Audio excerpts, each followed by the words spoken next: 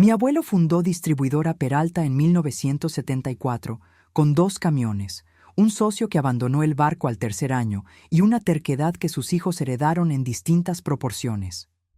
Cuando murió, dejó la empresa repartida en partes iguales entre sus 3 hijos, mi madre, mi tío Héctor y mi tío Renato. Lo que no dejó escrito, porque en las familias estas cosas rara vez se escriben, era qué pasaría con la parte de quien muriera primero. Mi madre murió cuando yo tenía 27 años. Cáncer, rápido, sin darnos demasiado tiempo para prepararnos ni para aclarar nada de lo que quedó sin aclarar. Entre esas cosas sin aclarar estaba su participación en la empresa. Me llamo Renata, tengo 34 años y llevo el nombre de mi tío menor como una ironía que nunca planeé. Cuando mi madre murió, yo llevaba 4 años trabajando en Distribuidora Peralta.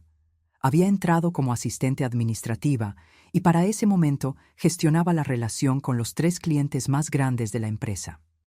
No porque me lo hubieran pedido, sino porque me lo había ganado hora a hora, error a error, hasta que nadie en la empresa sabía manejar esas cuentas mejor que yo. Asumí, sin que nadie me lo dijera explícitamente, que la participación de mi madre pasaría a mí. Era su hija única. Era quien ya estaba dentro. Era quien conocía cada carpeta, cada contrato, cada deuda y cada oportunidad de esa empresa como si fuera la geografía de mi propia casa. Mis tíos asumieron otra cosa. La participación de tu madre queda en suspenso mientras resolvemos la situación legal, me dijo Héctor 3 semanas después del funeral, con ese tono de quien administra una situación difícil y prefiere no llamarla por su nombre. Le pregunté qué significaba en suspenso. Me dijo que los abogados estaban revisando el estatuto. Le pregunté cuánto tiempo tomaría. Me dijo que estas cosas llevaban su tiempo. Le pregunté si yo seguía teniendo voz en las decisiones mientras tanto. Hubo una pausa que duró exactamente lo que necesitaba para entender la respuesta antes de que la dijera. Por ahora, Renata, lo mejor es que sigas haciendo lo que haces, que es mucho y lo valoramos, dijo él, con esa frase que parece un cumplido y es un cierre de puerta. Seguí haciendo lo que hacía. Seguí gestionando las cuentas grandes, resolviendo los problemas que mis tíos no querían ver, llegando temprano y yéndome tarde. Y fui acumulando, en paralelo y en silencio, todo lo que necesitaría cuando llegara el momento, porque sabía que el momento iba a llegar. Las familias con dinero y sin acuerdos claros siempre llegan a un momento. 2 años después de la muerte de su madre, Renata, sola en su oficina, frente a documentos que nadie más ha visto. Tardé 2 años en estar lista. No porque no supiera lo que quería hacer, sino porque hacerlo bien requería tiempo, capital y la clase de paciencia que uno desarrolla cuando entiende que apresurarse es el error más caro que puede cometer. Durante esos 2 años hice 3 cosas en paralelo. La primera fue contratar a un abogado especialista en derecho societario que me explicara con exactitud qué decía el estatuto de la empresa sobre la transmisión de acciones por fallecimiento. Lo que me dijo fue que el estatuto tenía una cláusula de preferencia. Antes de vender a un tercero, los accionistas debían ofrecerle la compra al resto de los socios. Lo que también me dijo fue que esa cláusula tenía un vacío sobre qué pasaba cuando la accionista fallecida era heredada por alguien que no estaba en el estatuto original. Ese vacío era el terreno donde se iba a jugar todo. La segunda cosa fue ahorrar. Con una disciplina que rozaba lo obsesivo, durante 24 meses destiné una parte fija de mi sueldo a una cuenta separada que no tocaba para nada más. Vendí un departamento pequeño que mi madre me había dejado.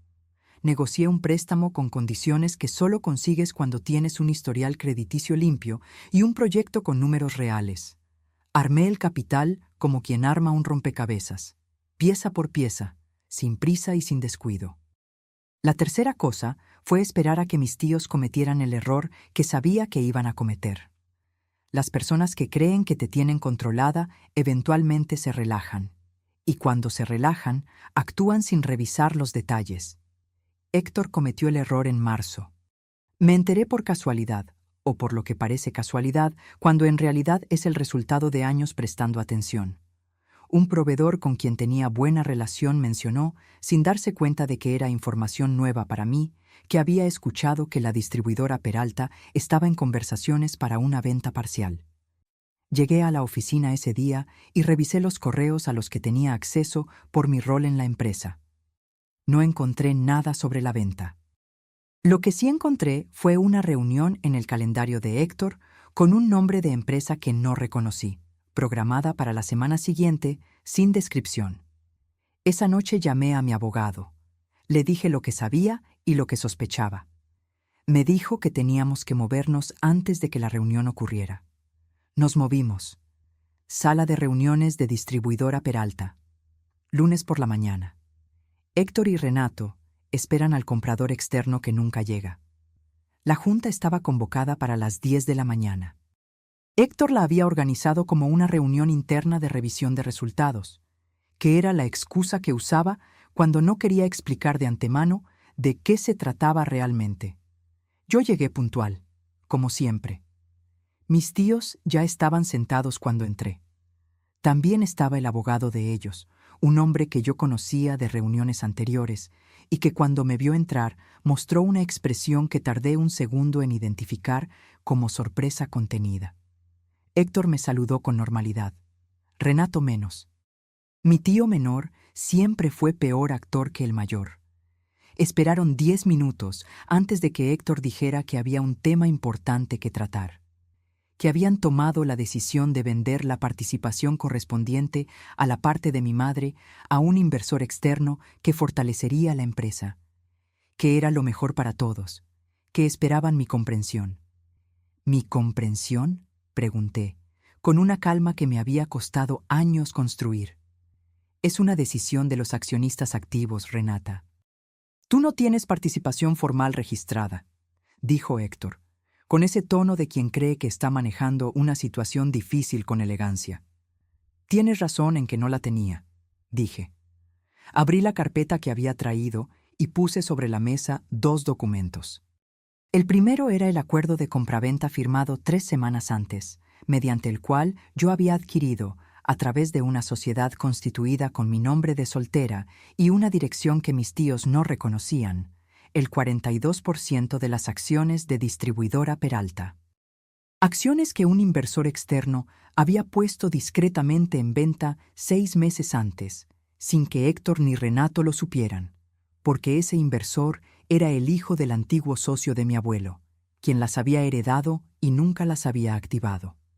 El segundo documento era un informe de mi abogado sobre la cláusula de preferencia del estatuto y su aplicación al proceso de compra que mis tíos estaban intentando cerrar esa mañana. El abogado de ellos tomó los documentos. Los leyó. Los pasó a Héctor. Vi exactamente el momento en que Héctor entendió lo que estaba mirando. «Esto no es posible», dijo él. «Está firmado, registrado y verificado. Soy accionista mayoritaria de esta empresa desde hace 3 semanas. Cualquier venta de participaciones requiere mi aprobación», respondí, sin apartar los ojos de él. Renato se levantó de la silla sin decir nada y salió de la sala. Héctor se quedó con los documentos en la mano, mirándome como si me viera por primera vez. «¿Cuándo?», preguntó, y era la pregunta más pequeña que podría haber hecho, pero era la única que le quedaba. «Cuando ustedes decidieron que la participación de mi madre quedaba en suspenso». «Aproveché el tiempo bien», respondí, con la misma calma de siempre. La venta que Héctor había negociado no se concretó. El inversor externo se retiró cuando supo que la estructura accionaria era más compleja de lo que le habían presentado. Esas cosas pasan cuando los vendedores omiten información relevante. Hubo semanas difíciles después de esa junta. Las familias con dinero y heridas abiertas no se reorganizan en silencio. Hay conversaciones, hay abogados, hay versiones distintas de la misma historia contadas a distintas personas. Yo atravesé todo eso con la misma paciencia que había usado para llegar hasta ahí. Al final llegamos a un acuerdo. Mis tíos conservaron sus participaciones. Yo conservé la mía y asumí formalmente la dirección general de la empresa, que era el cargo que debería haber tenido años antes y que nunca me ofrecieron porque era más cómodo tenerme gestionando las cuentas grandes sin el poder que correspondía a ese trabajo. Héctor pidió una reunión conmigo a solas 2 meses después. Llegó con una expresión que no le había visto antes. No la del tío que administra situaciones difíciles, sino la de un hombre que está intentando hacer algo que le cuesta. «Cometimos un error contigo después de que murió tu madre», dijo, y lo dijo directo, sin rodeos, que fue la manera más honesta en que me había hablado en años. No le dije que sí ni que no. Le dije que lo que importaba ahora era hacia dónde íbamos, no de dónde veníamos, y que si querían construir algo juntos con lo que quedaba de la empresa de mi abuelo, yo estaba dispuesta a intentarlo, lo estaba. No porque hubiera olvidado, sino porque hay una diferencia entre olvidar y elegir seguir adelante, y yo había aprendido a distinguirlas. La empresa de mi abuelo sigue en pie. 2 camiones se convirtieron en una flota, y la nieta que intentaron dejar afuera es ahora quien decide el rumbo. Mi abuelo lo habría entendido.